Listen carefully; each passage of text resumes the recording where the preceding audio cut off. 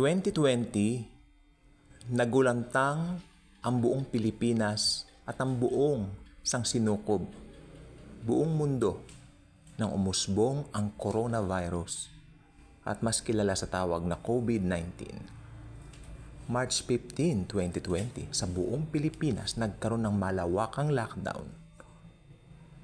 Ngayon, 2023, September 26. Nabasa ko po, ngayon lang po, meron daw po mas makamandag na virus na kung tawagin ay, I'm not sure about the pronunciation if this is Nipah or Nipah. Nipah. The same as we did in COVID-19, nanalangin po tayo. Tayo ay mga Kristiyano. At according sa pag-aaral ng mga dalubhasa dito sa Nipah o Nipah, I'm not sure about it was being pronounced, no? Pero ang sabi po nila, ang dali daw po nitong tawag dito, may kakayanan siya. Kumbaga, kayang-kaya ng abilidad nitong virus na to na puksain ang brain ng tao sa mabilis, at a very short period of time. So, siguro ang mga tao ngayon parang namanhid na. Pero wag pa rin po nating aalisin yung pag-iingat. At higit sa lahat, wag nating aalisin ang pagdadasal, pag-pray kay Jesus. Tandaan po ninyo, si Jesus, nung marinig niya yung mga tao na nagiging negative, may mga pumunta kay Jairus. Jairus, patay na yung anak mo na 12 taong gulang. Patay na yung anak mo, Jairus. Huwag mo nang abalahin ang mahal na Panginoon. Pero ang Panginoon mismo nagsabi, Jairus, huwag kang matakot. Don't be afraid, Jairus. Just believe. Your daughter will be well. At alam na po natin ang kwento. Ito po yung vlog natin kanina ng umaga, yung pinuntahan ng Panginoon, yung 12-year-old na bata, nabuhay po ito. Sabi ko nga po, kung yung patay, binubuhay niya, ito po kayang mga virus na ganito, kayang-kaya pong puksain ng Panginoon ang mga virus na yan.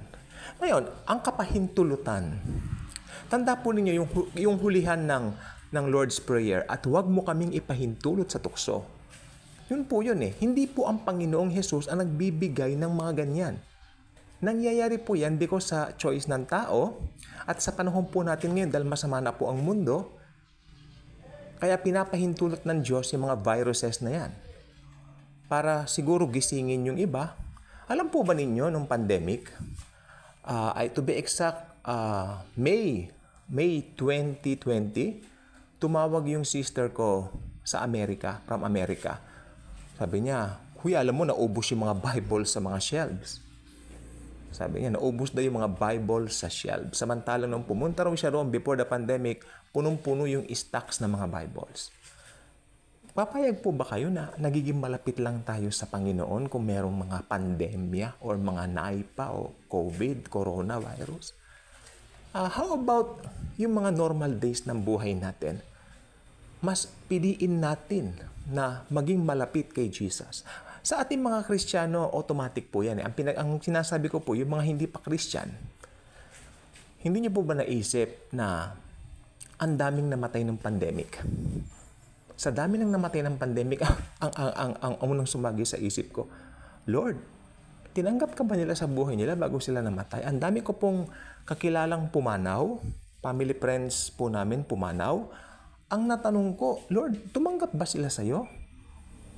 Yung isa po doon, I want to share with you. Pinagtatawanan po kami while sharing the gospel. I think mga 2017, nangangaral kami sa mga lugar-lugar. Nagre-rent kami ng mga sasakyan. Nagpapakain kami, nagbautismo kami sa isang ilog. Tapos nabalitaan itong taong ito, patawa-tawa siya. Tapos pinapaliwanag ko sa kanya kasi professional po siya. Mayaman, namamasyal sa iba't ibang parte ng mundo. Sabi ko na lang sa isip ko, Lord, siguro dahil sobrang yaman niya parang natatakpan yung kanyang mata para makita po niya kayo. Until nung 2021 September, nabalitaan ko pumanaw ito dahil po sa COVID-19 with the variant called Delta. Ang natanong ko, Lord, I'm hoping, sana man lang, may nagbulong sa kanya ng gospel bago siya pumanaw. Because he died alone in a hospital. So ito may naipa na naman, ano? Itong gusto ko pong sabihin. If you are a believer of the Lord Jesus Christ, you don't have to fear anything. Yes, of course, langit ang punta natin, no? But ang ibig ko pong sabihin, protektahan po niya tayo dito sa naipa. He protected us dito sa COVID, coronavirus, and now with this new, I think this is variant lang also, called naipa. Ito po ay inaaral ngayon sapagkat rapidly, ang bilis daw po nito ay sobra. So, ang gusto ko lang po sabihin, kahit anong situations pa yan, wag po tayong matatakot. Tandaan natin, Jesus is always with us. At nakalagay po sa Romans chapter 8 verse 31, if God is for us, then who can be against us? So, ito lang pong gusto ko sabihin.